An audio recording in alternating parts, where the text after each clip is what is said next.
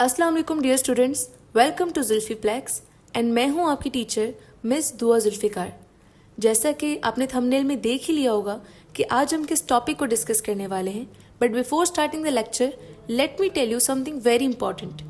ये lectures specially Aga Khan board के ऊपर बेस्ड हैं, but they are very beneficial for Sindh, Punjab, and federal board students. The reason is that we have used the reference book of Punjab, Federal, and Sindh board. These are the paid lectures for my students of grade 9 and 10 which are studying in Aga Khan board, जहाँ पर मैं उनको पढ़ाती हूँ biology, physics and chemistry, but I am uploading all these lectures for free for you all. Make sure कि आप इससे benefit लें, और अगर आप ये क्लासेस ज्वाइन करना चाहते हैं so you can contact on this number. Fee details आपके साथ शेयर कर दी जाएंगी। And now without wasting our time let's start the lecture. तो आज हम पढ़ने वाले हैं कि मेयोसिस में कैसा कैसा होता है। अगर आप इन साइंटिस्ट को देखें, can you see the scientist over here? नजर आ रहे हैं? तो ये जो साइंटिस्ट है बेसिकली इनका नाम कुछ है, मैं भी बताती हूँ। इन्होंने ही मेयोसिस के बारे में सारी डिटेल्स बताई थी। अब क्योंकि कुछ बच्चों ने कल का लेक्चर नहीं लिया था तो इसीलिए हम इसको ओवरऑल थोड़ा थोड़ा सा रिवाइज करेंगे। देखो, मेयोसिस एक ऐसा प्रोसेस है जिसमें डेप्लॉइड सेल्स डिवाइड होते हैं और 4 हैप्लॉइड सेल्स बनाते हैं। ऐसा ही है? आप जी चारों मिस। में से कोई डिफरेंशिएट कर दे that what is the difference between diploid cells and haploid cells, और थोड़ा जल्दी।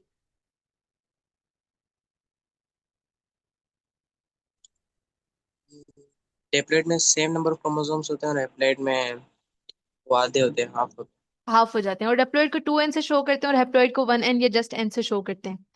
नाउ सी, डेप्लॉइड का मतलब जिसमें क्रोमोसोम पेयर की फॉर्म में हो, लेकिन हैप्लॉइड में वो ही क्रोमोसोम हाफ हो जाते हैं। ठीक है? तो म्योसिस का मतलब कि जिसमें क्रोमोसोम्स के नंबर रिड्यूस हो जाएं, और म्योसिस के वर्ड का मतलब भी यही है। ये एक ग्रीक वर्ड से आया है जिसका मतलब होता है म्योन। अब म्योन का मतलब होता है इस मेक स्मॉलर, कम कर दें। क्योंकि म्योसिस में क्रोमोसोम के नंबर रिड्यूस होते हैं, इसीलिए इसका नाम म्योसिस है। ठीक है?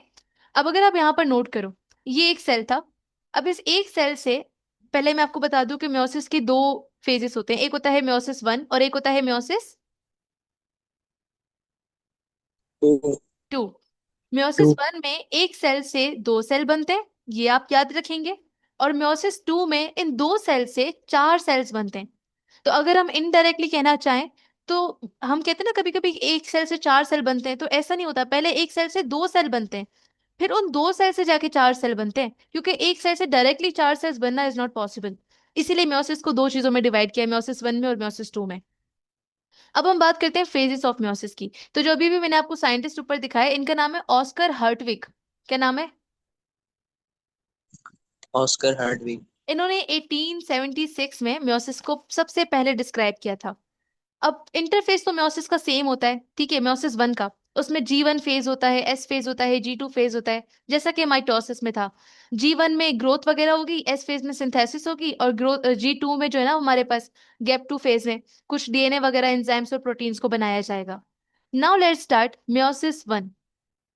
आपको बता दूं कि म्योसिस 1 में जो होमोलोगस क्रोमोसोम्स हैं, ठीक है, जो डेप्लॉइड सेल है, वो डिवाइड होता है इनटू हैप्लॉइड सेल्स, और एक एक सेल से 2 डॉटर सेल्स बनते हैं। ठीक है? अब यहां पर आ जाए जरा। सबसे पहले म्योसिस 1 में 4 सब डिवाइडेड फेज होते हैं, जैसा कि माइटोसिस में थे। Prophase 1, metaphase 1, anaphase 1, telophase 1। Phases of mitosis हम यहां से स्टार्ट करेंगे। सबसे पहले हम बात करेंगे प्रोफेज 1 की। प्रोफेज 1 म्योसिस 1 का और म्योसिस 2 का सबसे longest and most important stage होता है। इसका रीजन ये है कि जो सब चेंजेस वगैरह आती है ना, वो इस फेज में आती हैं। So prophase 1 is the longest phase of meiosis. ठीक है? इसमें क्या होता है, इंपॉर्टेंट है, गौर से सुनिएगा।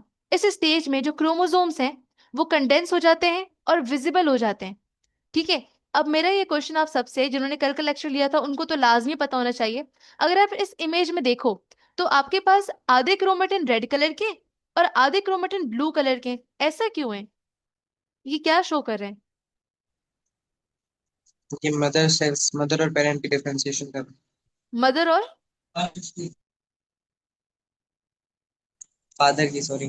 फादर के। एग्जैक्टली exactly, आधे शामी के लिए आधे फादर आधे मदर, एग्जैक्टली exactly. देखो, जो म्योसिस में हमारे पास सेल होता है, ठीक है, इसे हम गैमेट कहते हैं।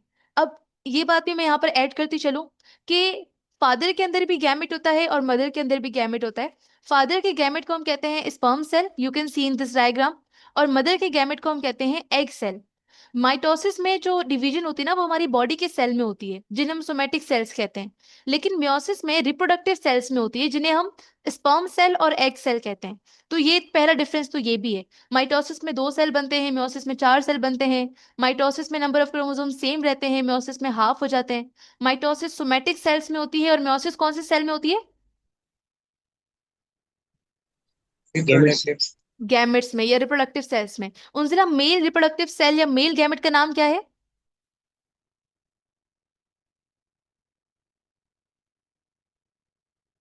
Sperm, well done. और इकरा, फीमेल, फीमेल गैमेट का नाम क्या है?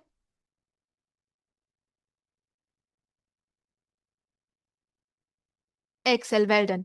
तो ये जो आधे आपको क्रोमोसोम नजर आ रहे हैं, ये मदर से हैं, और आधे जो आपको नजर आ रहे हैं, ये फादर से हैं।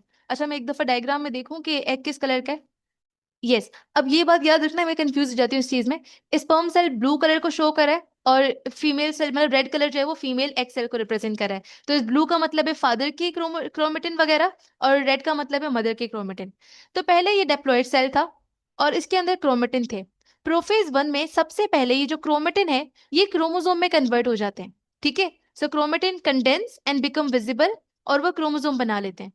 अब जो हर क्रोमोसोम है, उसके पास 2 सिस्टर क्रोमेटिड्स हैं, और वो एक सेंट्रल पॉइंट से ज्वाइंट है, जिस सेंट्रल पॉइंट को हम क्या कहते हैं? सिस्टर क्रोमेटिड्स को जोड़ने वाले पॉइंट को हम क्या कहते हैं? Centromere. Centromere, well done Shamir. तो ये सेंट्रोमेयर के जरिए ज्वाइंट है।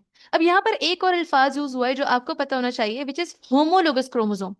होमोलोगस क्रोमोसोम किसे कहते हैं, तो आप इस पिक्चर में देख सकते हो।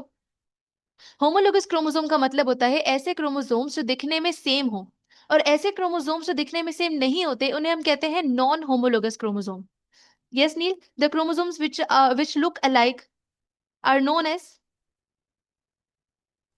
Homologous homologous chromosome. Chromosomes. And Unzila, the chromosomes which doesn't look alike are different from each other are called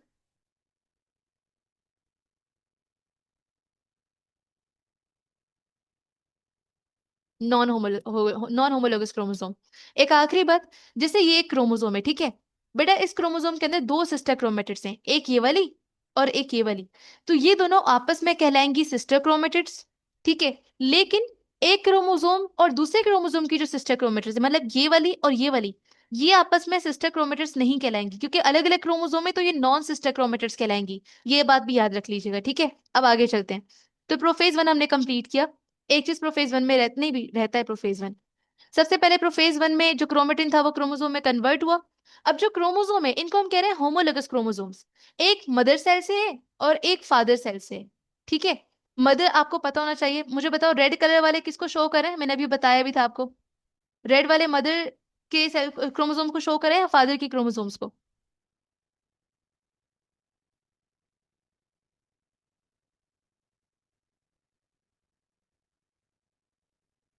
शाबाश। बताओ।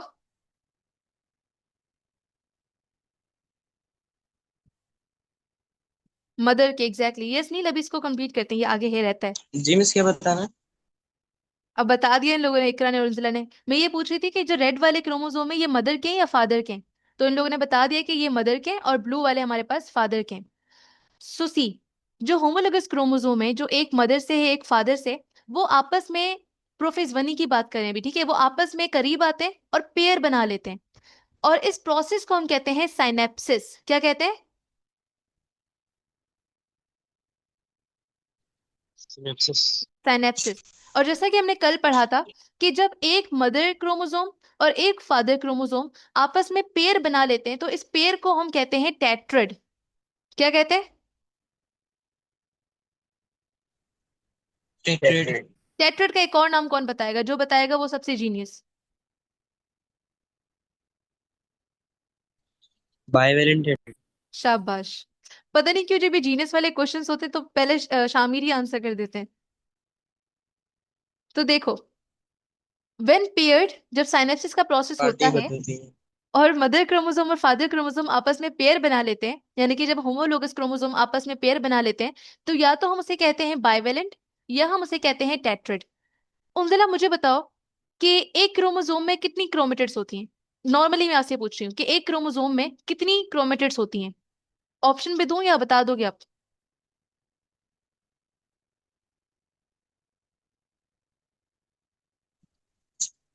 जब आप सवाल करती हैं तब उनसे की बाजी के मतलब नहीं नहीं, वो कह रही आपके हूँ, दिमाग में ऑप्शन क्या आता है? दोबारा बोले। यस्मीन क्या कह रहे हैं, दोबारा बोले। कुछ नहीं, कुछ नहीं। देखो नहीं अंजिला। नहीं, इंसलाबाजी जीनियस है, दे देंगे जवाब। अच्छा अच्छा, तो देखो, नहीं, उंजिला के साथ जीनियस वाला वर्ड एसोसिएटेड है ना उंजिला। अब देखो, चार ऑप्शन है आपके पास, ऐसा हो ही नहीं सकता कि उंजिला इस क्वेश्चन का गलत जवाब दे। तो उंजिला, मैंने आपसे पूछा है कि एक क्रोमोसोम में कितने क्रोमेटिड्स होते हैं। ऑप्शन 1, ये 2, 3, 4। इकरा, नेक्स्ट क्वेश्चन आपसे भी है, ठीक है? तो उंजिला बताओ, एक क्रोमोसोम में कितने क्रोमेटिड्स होते हैं? एक, दो, या तीन, या चार? इंसलाबाजी तीन पे लगाओ। टू। देखो मैंने क्या कहा था, उंजिला गलत नहीं दे सकती। एग्जैक्टली दो क्रोमेटिड्स होते हैं, जो आप यहाँ पर भी देख सकते हैं। अब इकरा, सेम क्वेश्चन है आपसे। ओ, सेम ऑप्शन है आपके लिए, लेकिन सवाल चेंज है। अब क्वेश्चन ये है कि एक टेट्राइड में कितने क्रोमेटिड्स होते हैं। अभी हमने टेट्राइड के बारे में डिस्कस किया ना, तो एक टेट्राइड में कितने क्रोमेटिड्स होते हैं? ऑप्शन सेम है। वेल डन इकरा। इकरा कह रही है चार। तो बेटा यही फर्क है, ठीक है? पहले एक क्रोमोसोम था, उसमें दो सिस्टर क्रोमेटिड्स थे, लेकिन जब वो आपस में पेयर बना लेते हैं, टेट्राइड बना लेते हैं, तो हमेशा याद रखना, बाइवेलेंट या टेट्राइड में चार क्रोमेटिड्स होते हैं, ठीक है? अभी यहां तक हमने क्या क्या डिस्कस किया? तो नील, सबसे पहले क्या हुआ, जल्दी बताओ।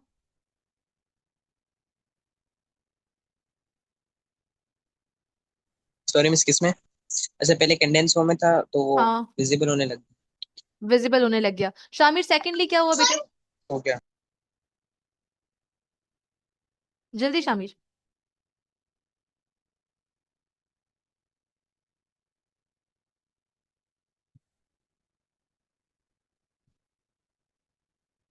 दोबारा बताऊं? सेकेंड स्टेप क्या हुआ? देखो, पहले क्रोमोसोम, पहले क्रोमेटिन था, वो विजिबल होके क्रोमोसोम बन गया। सेकेंड स्टेप में क्या हुआ?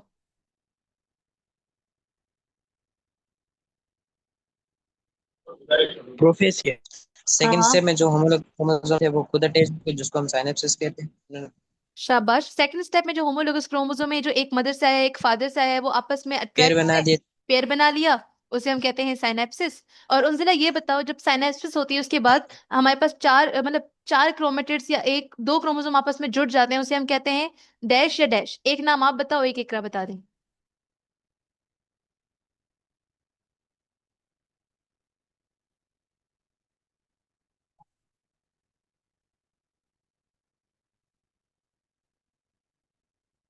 टेट्रिड, एक्सीलेंट इकरा। या हम कहते हैं बायवेलेंट, या हम कहते हैं टेट्रिड। अब देखो, जब पेयरिंग हो रही थी, वेल्डन उंजिला, जब पेयरिंग हो रही थी कि तो जो होमोलोगस क्रोमोसोम्स हैं, वो आपस में कुछ सेगमेंट्स को एक्सचेंज करते हैं। वो सबसे इंपॉर्टेंट बात है। देखो, हर क्रोमोसोम के ऊपर इंफॉर्मेशन होती है, जिसे हम जीन कहते हैं। और नील, अगर एक ही इंफॉर्मेशन, बल्कि शामिर बताएं, शामिर, अगर एक ही इंफॉर्मेशन अलग अलग वर्जन में हो, फॉर एग्जाम्पल आई कलर है, तो वो ब्लू कलर का भी आई कलर का ऑप्शन है, ग्रीन कलर का भी आई कलर का ऑप्शन है, ब्लैक कलर का भी है, ब्राउन कलर का भी है। तो एक ही इंफॉर्मेशन, एक थी आई कलर, लेकिन वर्जन अलग अलग है। तो एक इंफॉर्मेशन के अलग अलग वर्जन्स को क्या कहते हैं? अलील्स। Well done. बता। तो अलील्स। तो जीन्स के साथ, जैसे जीन है क्रोमोसोम के ऊपर होती है, तो उस जीन के अलग अलग वर्जन्स को हम अलील कहते हैं। अब जब साइनेप्सिस होती है ना, जब आपस में क्रोमोसोम जुड़ते हैं, तो वो क्या करते हैं कि अपने कुछ सेगमेंट्स को आपस में एक्सचेंज करते हैं, जैसा कि आप यहाँ पर देख सकते हैं कि ये रेड वाला मदर का क्रोमोसोम था और ये ब्लू वाला फादर का क्रोमोसोम था। अब इसमें ये जो ब्लू वाला था क्रोमोसोम, इसने अपना एक सेगमेंट इसको दे दिया, और पिंक वाले ने अपना एक सेगमेंट इसको दे दिया। इट मीन्स कि इन्होंने आपस में कुछ सेगमेंट्स को एक्सचेंज किया है। और बेटा, यहाँ पर सेगमेंट से मुराद अलील्स को, जीन्स को, ठीक है? तो इन्होंने जीन्स को, अलील्स को, इंफॉर्मेशन को आपस में एक्सचेंज किया है। और इस प्रोसेस को हम कहते हैं क्रॉसिंग ओवर। क्या कहते हैं? Crossing over. Crossing over. यही क्रॉसिंग ओवर की वजह से हमारे पास जेनेटिक रिकॉम्बिनेशन होती है। जेनेटिक रिकॉम्बिनेशन का मतलब होता है कि ऑफिस स्प्रिंग्स का पेरेंट से अलग दिखना। अगेन मेरे पास एक जीनियस क्वेश्चन है। बताओ ऑफिस स्प्रिंग के अलावा बायोलॉजी में बच्चों के लिए दो वर्ड्स और बता दो जो इस्तेमाल होते हैं। चार, तीन, तीन वर्ड्स और बता दो। चार होते हैं टोटल, एक तो होता है ऑफिस स्प्रिंग, तीन वर्ड्स और बता दो जो बच्चों के लिए इस्तेमाल होते हैं। New born. नहीं, ये तो इंग्लिश का वर्ड है ना, सिंपली बायो में एक खास कुछ वर्ड्स होते हैं तीन। अगर किसी ने तीनों बता दिए तो उसको ट्रीट। Biotechnical baby. नहीं, तीन नाम है, एक दो तो बताओ। ऑप्शन दें। ऑप्शन देंगे तो फिर ट्रीट का ऑप्शन खत्म हो जाएगा। मंजूर है? हाँ हाँ मिस। चलो, तो ऑप्शन है आपके पास फीटस, एम्ब्रियो, जी। जाइगोट, अम्बिलाइकल कॉर्ड, और प्रोजेनी, और फैसिलम, और प्रोस्टेट, और फेनार्सिम। सही है ट्रीट। तो ये इन सारे ऑप्शन में से तीन करेक्ट ऑप्शंस हैं। अब जरा जल्दी जल्दी एक एक करके बता दो। तो मेरे पास कुछ ऑप्शंस आए भी हैं। ओके, तो उंजिला कह रही है एम्ब्रियो। तो एक तो उंजिला ने बिल्कुल सही बता दिया है, जिसको हम कर देते हैं यहाँ से, हटा देते हैं। इकरा कह रही है बी, यानी कि एम्ब्रियो। एक आया एम्ब्रियो का, एक आया है, अच्छा जिन्होंने बता दिया वो दोबारा नहीं बता सकते, ठीक है। इकरा कह रही है बी, एम्ब्रियो, और उंजिला ने कहा था जाइगोट। नील और शामिर, क्या कहते हैं आप लोग? हमने और शामिर ने जायकोट कहा था। अच्छा, सॉरी सॉरी, अब चैट ओपन किया है। तो उंजिला ने कहा था एम्ब्रियो, नील, सही सही सही। दो वोट से हमारे पास एम्ब्रियो के, दो वोट से हमारे पास जाइगोट के। थोड़ा सा दिमाग लगाना था बेटा, तीन नाम बताने थे, कोई एक अलग बता देता। चलो मैं बताती हूँ। ऐसा है कि बायो में ऑफिस स्प्रिंग को फीटस भी कहते हैं, एम्ब्रियो भी कहते हैं, लेकिन एम्ब्रियो प्रॉपरली डेवलप नहीं होता, ठीक है। जायगोट भी कहते हैं, लेकिन वो भी प्रॉपरली डेवलप नहीं होता, और प्रोजेनी कहते हैं। तो ये चार अल्फाज अपने दिमाग में बिठा लो कि ये ऑफिस स्प्रिंग के लिए इस्तेमाल होते हैं। भले वो प्लांट के ऑफिस स्प्रिंग्स हो, इंसान के हो, एनिमल्स के हो। जो डेवलप हो जाते हैं, मतलब बन जाते हैं, उनको फीटस और प्रोजेनी कहते हैं। और जो भी अंडर डेवलप होते हैं, मतलब बन रहे होते हैं ऑफिस स्प्रिंग, उनको एम्ब्रियो और जाइगोट कहते हैं। ठीक है, तो ये बायोलॉजिकल टर्म याद रखिएगा। अब बेसिकली जो हमने क्रॉसिंग ओवर पढ़ी थी, जिसमें ये जो क्रोमोसोम थे आपस में सेगमेंट्स को एक्सचेंज कर रहे थे, बेटा इन्हीं सेगमेंट्स के एक्सचेंज होने की वजह से, मींस क्रॉसिंग ओवर होने की वजह से, जो ऑफस्प्रिंग्स बनते हैं वो अपने पेरेंट्स से अलग होते हैं। तो अगर आपसे पूछा जाए कि वो कौन सा प्रोसेस है जिसकी वजह से म्योसिस में ऑफस्प्रिंग के अंदर वेरिएशन आती है, तो आप क्या बोलोगे? प्रोफेस। अरे नहीं, वो तो फेज हो गया ना, ओ, process. Exchange segment. Crossing over वाला। क्रॉसिंग ओवर, जिसमें सेगमेंट्स एक्सचेंज होते हैं, लेकिन प्रॉपर नाम क्रॉसिंग ओवर, ठीक है। तो जेनेटिक वेरिएशन क्रॉसिंग ओवर की वजह से आते ही है इन सेक्सुअली रिप्रोड्यूसिंग ऑर्गेनिजम्स। ठीक है, तो crossing over is the main process. Lastly फिर क्या होता है? न्यूक्लियर मेम्ब्रेन गायब हो जाती है। यहाँ पे आप देख सकते हो न्यूक्लियर मेम्ब्रेन गायब हो जाती है, न्यूक्लियोलस गायब हो जाता है, स्पिंडल फाइबर्स बनना शुरू हो जाते हैं, सेंट्रियोल नजर आता है, और वो दोनों अपोजिट पोल की तरफ चले जाते हैं। तो फाइनली यहाँ पे जाके लॉन्गेस्ट फेज प्रोफेज वन होता है कंप्लीट। क्लियर है सबको? कुछ पूछना है प्रोफेज वन में किसी को भी? जी शामिर, क्या मिस, पूछना है? ये क्रॉसिंग क्लियर है? अच्छा, यस नील, क्या पूछना है? ये क्रॉसिंग ओवर का एक और नाम क्या बताया था आपने? क्रॉसिंग ओवर का तो एक ही नाम है, लेकिन मैंने ये बताया था, जो मैंने अभी मेंशन नहीं किया, वो ये था कि देखो क्रॉसिंग ओवर के वक्त जिस जगह से ये अटैच्ड है ना, ठीक है, जैसे क्रोमोसोम्स हैं, जिस पॉइंट से क्रॉसिंग ओवर होती है, उस पॉइंट को हम कहते हैं चासमेटा। जी यही मिस। पूछ रहे थे? मिस एक बार वो साइनेप्सिस बताइए। एक दफा पूरा समराइज कर देते हैं उनजिला करी ना, तो आपको वो साइनेप्सिस भी क्लियर हो जाएगा, ठीक है। सी, प्रोफेज वन, जल्दी जल्दी रिवाइज करेंगे इसको, ठीक है। ओके, तो सबसे पहले फर्स्ट स्टेप, क्रोमेटिन कन्वर्ट हुए इनटू विजिबल क्रोमोसोम्स।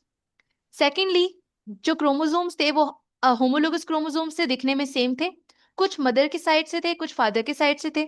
जो होमोलोगस क्रोमोसोम्स थे वो आपस में अट्रैक्ट होते हैं और अट्रैक्ट होकर आपस में पेयर बना लेते हैं। बेटा, इस पेयर बनाने के प्रोसेस को हम साइनेप्सिस कहते हैं, ठीक है। जब साइनेप्सिस हो जाती है और पेयर बन जाता है, दो क्रोमोसोम्स आपस में ज्वाइंट हो जाते हैं, एक मदर वाला एक फादर वाला, तो उसे हम टेट्रेड कहते हैं। टेट्रेड का एक और नाम बाइवेलेंट है, क्योंकि उसमें चार क्रोमेटिड्स होती हैं। उसके बाद हमें पता है कि क्रोमोसोम के अंदर जीन होती है, जीन में अलील होती है, इंफॉर्मेशन होती है। तो ये क्रोमोसोम आपस में एक दूसरे की इंफॉर्मेशन को एक्सचेंज करते हैं। यानी कि जो मदर की इंफॉर्मेशन थी वो फादर वाले क्रोमोसोम में जाती है, और जो फादर वाले क्रोमोसोम की इंफॉर्मेशन थी वो मदर वाले क्रोमोसोम में आती है। और इस सेगमेंट्स के एक्सचेंज करने के प्रोसेस को हम कहते हैं crossing over. The crossing over is the main reason जिसकी वजह से ऑफस्प्रिंग्स पेरेंट से अलग होते हैं, जिसको हम कहते हैं जेनेटिक रिकॉम्बिनेशन, मतलब कि जीन्स में चेंजिंग आना, ठीक है। उसके बाद न्यूक्लियर मेम्ब्रेन गायब हो जाती है, ब्रेक डाउन हो जाती है, न्यूक्लियोलस डिसअपियर हो जाता है, और जो स्पिंडल फाइबर्स हैं वो बनने लग जाते हैं, क्योंकि सेंट्रियोल्स अपोजिट पोल्स की तरफ आ जाते हैं। और यहाँ पे हमारा prophase one, the longest phase of meiosis, complete होता है। Am I clear?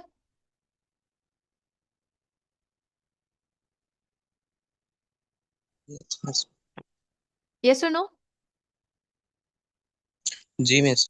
ओके। अब यस मिस। चलते हैं मेटाफेज वन की तरफ। देखो, अब जो भी फेजेस है ना वो सब आसान है, अब कुछ मुश्किल नहीं है। मेटाफेज वन ऑफ म्योसिस, जो पेयर्ड होमोलोगस क्रोमोसोम्स थे, ठीक है, वो लाइन अप हो जाते हैं इक्वेटोरियल प्लेट पे। आपको पता होगा, मेटाफेज में अगर जब क्रोमोसोम बीच में जमा हो जाते हैं सेंट्रल लाइन पे, तो हम उसे इक्वेटोरियल प्लेट कहते हैं, या मेटाफेज प्लेट कहते हैं, या सेंट्रल प्लेट कहते हैं। तो क्रोमोसोम सेंटर में जाके जमा हो जाते हैं, और होता क्या है कि जो स्पिंडल फाइबर्स हैं वो सेंट्रोमेयर के जरिए उससे क्रोमोसोम से अटैच हो जाते हैं। आप इस पिक्चर में देख सकते हो कि पहले तो क्रोमोसोम जो है होमोलोगस क्रोमोसोम, टेट्राड कह लो आप, टेट्राड मेटाफेज में यहाँ पर सेंटर में आ जाते हैं, और स्पिंडल फाइबर इन टेट्राड के सेंट्रोमेयर के जरिए इनसे अटैच हो जाता है। तो मेटाफेज वन, हमारी बुक भी यही कहती है कि जो पेयर ऑफ होमोलोगस क्रोमोसोम है वो अलाइन होते हैं इक्वेटोरियल प्लेट में और मेटाफेज प्लेट बना लेते हैं। तो यहाँ तक इतना ही होता है। फिर आता है एनाफेज वन। एनाफेज वन में क्या होता है, इसको थोड़ा गौर से सुनना।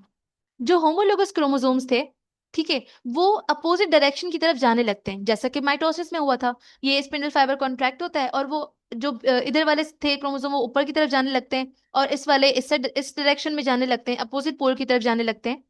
The spindle fiber shortened and pull one homologous chromosome with it two sister chromatids. तो यहाँ पे चेंजिंग क्या आई है? देखो, टेट्राड था ना, दो क्रोमोसोम ज्वाइंट थे ना, एक क्रोमोसोम इस पोल की तरफ चला जाता है और एक क्रोमोसोम इस पोल की तरफ चला जाता है। मतलब अब टेट्राड टूट जाता है और दोबारा से एक पूरा क्रोमोसोम बन जाता है जिसके पास सिर्फ दो क्रोमेटिड्स हैं, ठीक है। यहाँ पर लिखा हुआ है कि unlike mitosis, sister chromatids do not separate here. आपको याद होगा कि जब माइटोसिस थी तो फॉर एग्जांपल हमारे पास एक क्रोमोसोम है। माइटोसिस में ऐसा हो रहा था कि एक क्रोमेटिड, मतलब ये हाफ हो जाते थे ना, बीच में डिवाइड हो जाते थे। एक क्रोमेटिड एक पोल की तरफ जाता था और दूसरा क्रोमेटिड सेकंड पोल की तरफ जाता था। लेकिन ये कह रहे हैं कि म्योसिस में ऐसा नहीं होता, म्योसिस के एनाफेज वन में ऐसा नहीं होता, क्रोमेटिन सेपरेट नहीं होते, पूरा क्रोमोसोम चला जाता है, ठीक है। This reduces the chromosome number by half. And याद रखिएगा, एनाफेज वन, इसी की वजह से क्रोमोसोम हाफ हो जाते हैं, because each pole receive only one chromosome from each homologous pair. देखो, पहले चार होमोलोगस क्रोमोसोम थे, अब एक पोल की तरफ दो है, दूसरी पोल की तरफ टू है, तो मतलब चार का हाफ हो गया। वैसे मैं आपको बता दूं, ये चार नहीं होते, बहुत सारे होते हैं, लेकिन यहाँ पर समझाने के लिए चार की एग्जांपल दिए। तो यहाँ से आप अंदाजा लगा सकते हो कि क्यों माइटोस मियोसिस में जो नंबर ऑफ क्रोमोसोम है वो हाफ हो जाते हैं, क्योंकि पहले चार थे और अब दोनों के पास दो दो गए हैं, ठीक है। माइटोसिस में ऐसा नहीं होता था, उसमें अगर चार होते थे तो सिस्टर क्रोमेटिड्स डिवाइड होते थे और चार चार ही जाते थे। तो यहाँ पर ये चीज अलग हुई है। एनाफेज में कोई क्वेश्चन है आप लोगों का?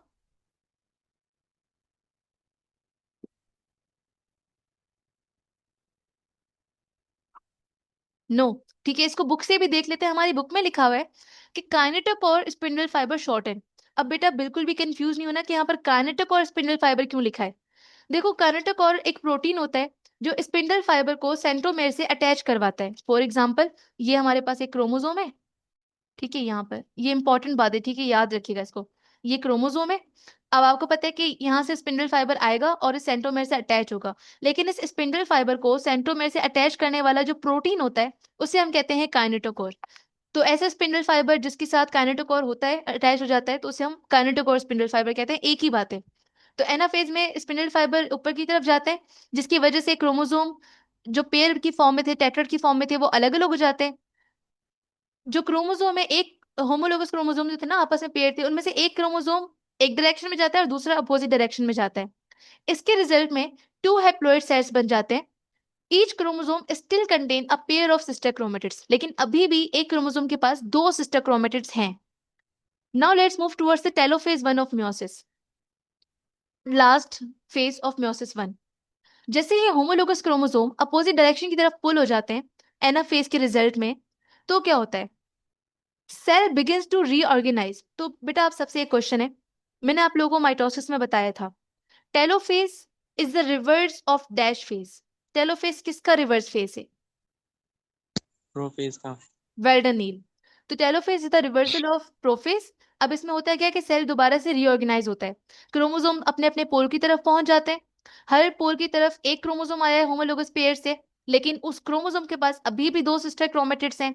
न्यूक्लियर मेम्ब्रेन उसमें प्रोफेज में गायब हुई थी, यहाँ पे वापस से बन जाती है, ठीक है। न्यूक्लियोलस प्रोफेज में गायब हुआ था, यहाँ पे वापस बन जाता है। स्पिंडल फाइबर प्रोफेज वन में बने थे, यहाँ पे डिसअपियर हो जाते हैं। फिर होती है हमारे पास साइटोकाइनेसिस, यानी कि जो सेल है वो बीच से डिवाइड होना शुरू हो जाता है, साइटोप्लाज्म डिवाइड होना शुरू हो जाता है, जिसे हम कहते हैं cytokinesis, means division of cytoplasm, जिसके रिजल्ट में हमारे पास दो डॉटर सेल्स बन जाते हैं। Each daughter cell is now haploid. अब जो डॉटर सेल है वो हैप्लॉइड है क्योंकि इसके अंदर हाफ क्रोमोसोम्स आए, because it's the half of the original chromosome number. So after telophase one, यहाँ पे टेलोफेज कंप्लीट होता है, ठीक है। क्रोमोसोम पहुंच गए थे, न्यूक्लियर मेम्ब्रेन वापस आती है, न्यूक्लियोलस गायब हो जाता है और स्पिंडल फाइबर गायब हो जाते हैं। हर डॉटर सेल के पास आधे आधे क्रोमोसोम आए, इसलिए वो हैप्लॉइड है, ठीक है। साइटोकाइनेसिस होती है, मींस साइटोप्लाज्म डिवाइड होने लग जाता है और हमारे पास दो डॉटर सेल्स बन जाते हैं। दिस इज हाउ हमने पढ़ा कि मेयोसिस वन में एक सेल से दो डॉटर सेल बने हैं और वो हैप्लॉइड हैं, यानी कि ओरिजिनल पेरेंट के कंपेयर में इनके पास हाफ नंबर ऑफ क्रोमोसोम्स हैं। क्लियर? यस नील? जैसे आपने बोला कि चार बनते हैं, पहले तो दो लिखा हुआ है, दो रोटेशन समझे नहीं। मेयोसिस वन और मेयोसिस टू दोनों को मिलाकर हम मेयोसिस कहते हैं ना। तो मेयोसिस वन में एक सेल से दो सेल बनते हैं और मेयोसिस टू में उन दो सेल से चार बनते हैं, ठीक है। जैसे देखो, ये एक सेल था, अभी हमने पढ़ा कि इससे दो सेल बने। यस इकरा, एग्जैक्टली, ठीक है, ये दो सेल बने। अब इन दो सेल में क्या होगा, इस सेल से फर्दर दो सेल बन जाएंगे और इस सेल से फर्दर दो सेल बन जाएंगे।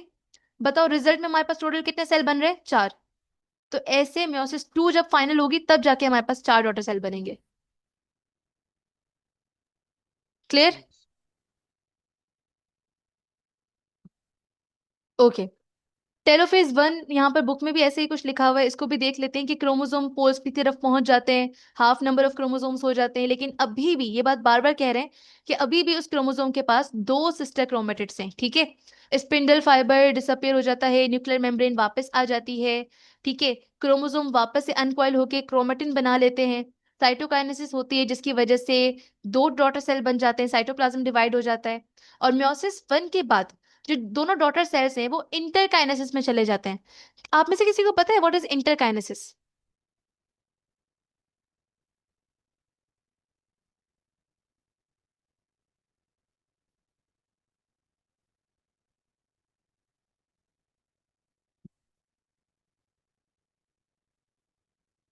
What is interkinesis? Not yet. तो बेटा इंटरकाइनेसिस का मतलब होता है इंटरफेज टू। आपको पता है कि इंटरफेज में सेल अपने आप को प्रिपेयर करता है, तो ये जब दो सेल बन जाते हैं ना हमारे पास, अभी रिजल्ट में जो दो हैप्लॉइड सेल्स बने, ये डायरेक्टली पर डिवाइड होना शुरू नहीं हो जाएंगे, ये फिर थोड़े दिन थोड़ा टाइम तक रेस्ट करेंगे, जिसे हम कहते हैं इंटरफेज टू या इंटरकाइनेसिस, ठीक है। ये जो इंटरफेस टू है ये डिफरेंट है from interface of mitosis and meiosis one. याद रखिएगा, इसका रीजन एक ऑप्शन देती हूँ मैं आपको, आप लोग गैस करो, ठीक है। interphase 2 is different from mitosis and meiosis 1 interphase because it, तो ऑप्शन नंबर ए है आपके पास, doesn't does not make enzymes। Option number B है आपके पास, does not make proteins। Option number C है आपके पास, does not involve duplication of DNA। और ऑप्शन नंबर डी है आपके पास, no synthesis of ribosomes। तो नील कह रहे हैं डी। जल्दी जल्दी बताएं बाकी बच्चे क्या कह रहे हैं। नील एक फाइनल करो। नील कह रहे हैं सी, उंजिला कह रही है सी, इकरा कह रही है सी, शामिर कह रहे हैं सी। तो बात ये है, the correct answer is C. याद रखिएगा म्योसिस टू का जो इंटरफेज है, यानी कि इंटरकाइनेसिस जिसे हम कहते हैं, इंटरफेस टू कहते हैं, उसमें डीएनए डुप्लीकेट नहीं होता, ठीक है। डीएनए जितना है, जितने क्रोमोसोम है वही रहेंगे। सोचो अगर डुप्लीकेट हो जाता तो क्या होता, वो भी हम देखेंगे। तो म्योसिस टू का एक ओवरव्यू है। म्योसिस टू बहुत शॉर्ट सा है क्योंकि मेनली चीज हमने डिस्कस कर ली है। म्योसिस टू में क्या होता है कि कुछ रेस्टिंग टाइम के बाद, इंटरकाइनेसिस के बाद, इसमें क्या होता है, सिस्टर क्रोमेटिड्स अलग होते हैं। म्योसिस वन में होमोलोगस क्रोमोसोम्स अलग हुए थे, टेट्राइड अलग हुआ था। लेकिन म्योसिस नंबर टू में सिस्टर क्रोमेटिड्स अलग होंगे, क्योंकि हम बार बार कह रहे हैं एक वर्ड को कि अभी भी क्रोमोसोम के पास दो सिस्टर क्रोमेटिड्स हैं, दो सिस्टर क्रोमेटिड्स हैं, मतलब कि अब ये दोनों भी अलग हो जाएंगे, ठीक है। और रिजल्ट में चार हैप्लॉइड सेल बनेंगे, चारों अलग अलग। लेट्स सी कैसे। तो सबसे पहले आता है प्रोफेज टू। प्रोफेज टू में जो क्रोमोसोम्स हैं वो दोबारा से कंडेंस हो जाते हैं, मतलब पहले जो क्रोमेटिन बन गया था ना, वो दोबारा से नजर आते हैं। और सबके पास, हर क्रोमोसोम के पास दो सिस्टर क्रोमेटिड्स हैं, ठीक है। न्यूक्लियर मेम्ब्रेन गायब हो जाती है, वही बात, ब्रेक डाउन हो जाती है। स्पिंडल फाइबर दोबारा से बनने लगते हैं। और किससे बनते हैं, सेंट्रोजोम से बनते हैं। एक और सवाल, सेंट्रोजोम किसे कहते हैं, व्हाट इज सेंट्रोजोम।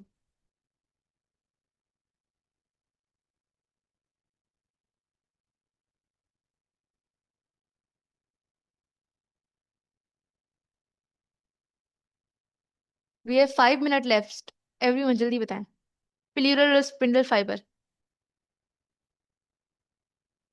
उंजिला कह रहे हैं मिडिल ऑफ क्रोमोसोम, शामिर कह रहे हैं प्लूरल ऑफ स्पिंडल फाइबर। तो the correct answer is plural of centriole. Spindle fiber बनाने वाले सेंट्रियोल जब दो होते हैं तो उन्हें हम सेंट्रोजोम कहते हैं, ठीक है। सेकेंडली हमारे पास आ जाता है मेटाफेज टू। इजी है ना ये वाला, म्योसिस टू वाला। अब देखो इसमें क्या होता है कि क्रोमोसोम दोबारा वही बात, सेंटर में जमा हो जाते हैं, इंडिविजुअली पेयर की फॉर्म में नहीं होते, ठीक है। इंडिविजुअली एक क्रोमोसोम सेंटर में जमा होता है ऐसे, और इक्वेटोरियल प्लेट पे जमा हो जाते हैं। और हर जो स्पिंडल फाइबर है वो इससे अटैच हो जाता है, आप लोग इस पिक्चर में देख सकते हैं। अब फिर हमारे पास आ जाता है एनाफेज टू।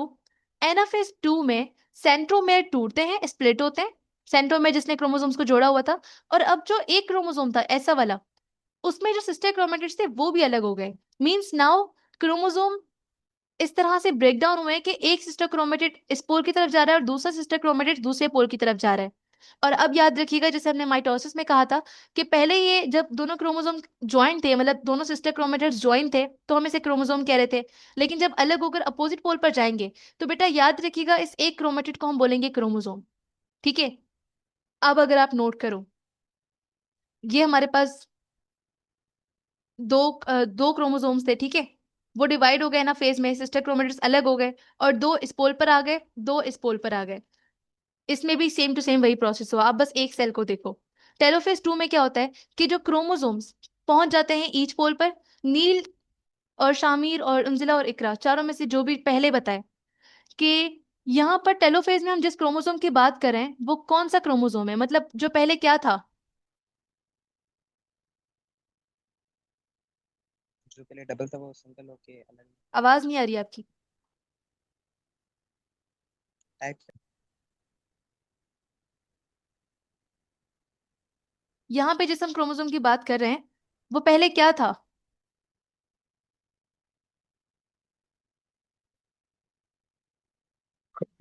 क्रोमेटिन। एक्सीलेंट, पहले वो क्रोमेटिड था। Exactly, two sister chromatids. तो वो डिकंडेंस होने लग जाते हैं, न्यूक्लियर मेम्ब्रेन वापस से बन जाती है, स्पिंडल फाइबर गायब हो जाते हैं। और अब अगर आप देखो तो आपके पास उन दो सेल से चार सेल्स बन चुके हैं, और सबके पास दो दो क्रोमोसोम है। पहले चार थे फाइनल में, पहले उसके बाद दो क्रोमोसोम थे, फिर उन दो क्रोमोसोम की सिस्टर क्रोमेटिड्स अलग हो गए, और अब हमारे पास हर सेल के अंदर चार चार क्रोमोसोम्स हैं। So this is how meiosis में एक सेल से हमने देखा कि कैसे चार सेल बने। साइटोकाइनेसिस भी होती है, मीन साइटोप्लाज्म डिवाइड होता है, फाइनली चार डॉटर सेल्स बन जाते हैं, चारों एन होते हैं, मीन्स हैप्लॉइड होते हैं। हर सेल के एक अलग सा जेनेटिक मेकअप होता है, क्रॉसिंग ओवर जो कि प्रोफेज वन में हुआ था उसकी वजह से। और इस वाले पॉइंट को भी छोड़ दो, ठीक है। तो क्रॉसिंग ओवर होने की वजह से जो प्रोफेज वन में हुआ था, इन चारों का जेनेटिक मेकअप अलग है, मतलब ये सेल अलग होगा, ये सेल अलग होगा, ये सेल अलग होगा, और ये सेल अलग होगा। फाइनल आउटकम क्या हुआ है कि एक डेप्लॉयड सेल से, जो कि स्टार्ट में था, चार जेनेटिकली यूनिक हैप्लॉयड सेल्स बने हैं। ठीक है, एनिमल के अंदर स्पर्म और एग बन जाते हैं जैसा कि हमने कल डिस्कस किया था, और प्लांट्स के अंदर स्पोर्स बन जाते हैं। तो आप लोग के पास 1 मिनट 26-25 सेकंड है मुझसे पूछने के लिए कि पूरे म्योसिस में आपका कोई सवाल है मुझसे, म्योसिस वन और म्योसिस टू में।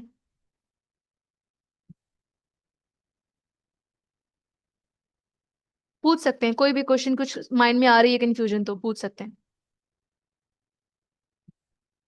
मतलब एक सेल में दो सिस्टर क्रोमेटिड्स होते हैं। अब आपके पास 1 मिनट 2 सेकंड है, जल्दी पूछें।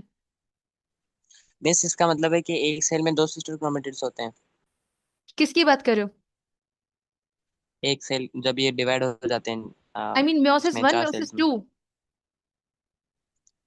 टू की बात कर रहे हैं। हाँ, तो एक सेल में, लेकिन अब आप इसको क्रोमेटिड नहीं बोलोगे, अब आप इसको क्रोमोसोम बोलोगे। ठीक है, क्योंकि अब ये इंडिपेंडेंट क्रोमोसोम है।